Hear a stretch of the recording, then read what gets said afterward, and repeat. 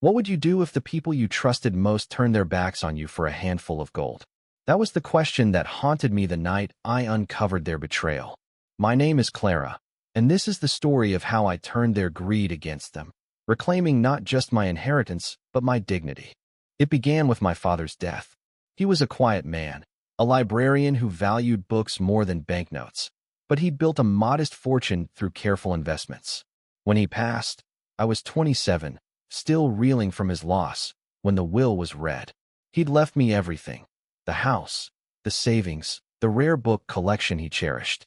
But there was a catch. My stepmother, Evelyn, and her two daughters, Lila and Mara, had other plans.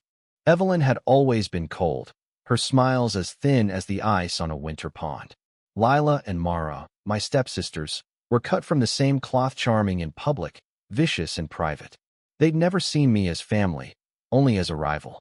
When the lawyer announced my inheritance, their faces twisted, not with grief, but with envy. I should have known then that they'd come for it. The first sign was subtle. Papers went missing from my father's study deeds, bank statements, even his handwritten notes. Then came the whispers. Evelyn started cozying up to the family lawyer, a nervous man named Mr. Hargrove.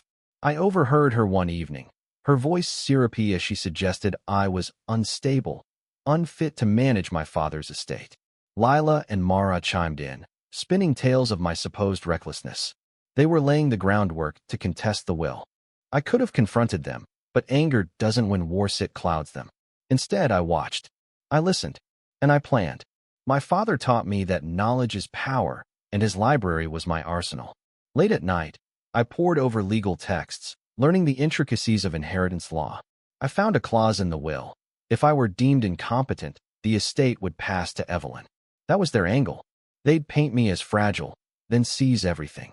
Their next move came swiftly. Evelyn convinced Mr. Hargrove to schedule a competency hearing. They forged documents, fake medical records claiming I'd suffered a breakdown. Mara even planted my mother's old jewelry in her room, accusing me of theft to bolster their case.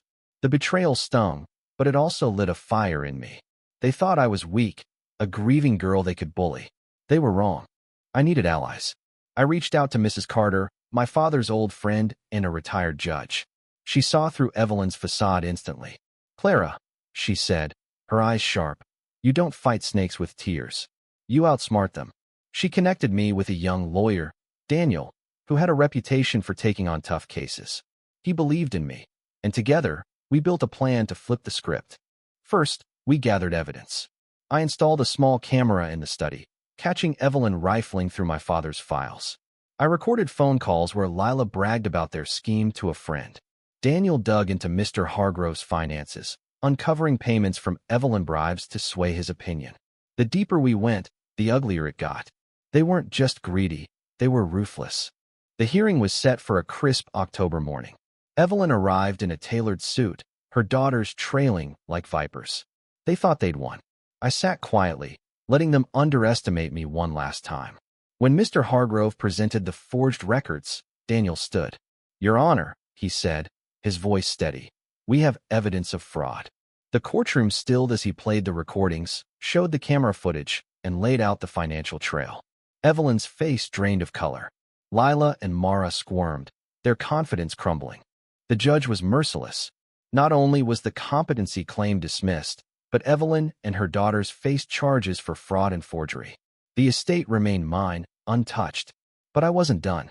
I sold the house I'd held too many memories of their betrayal and donated half the proceeds to a literacy program in my father's name.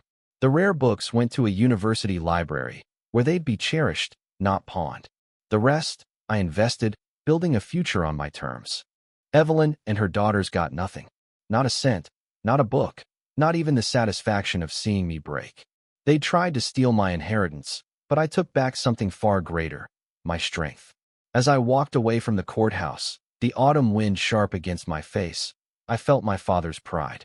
I'd honored his legacy not with wealth, but with courage. In the end, greed blinds those who chase it. I learned to see clearly, to fight smart, and to stand tall. My inheritance wasn't just money or books. It was the lesson that no one can take what's yours unless you let them. And I never will.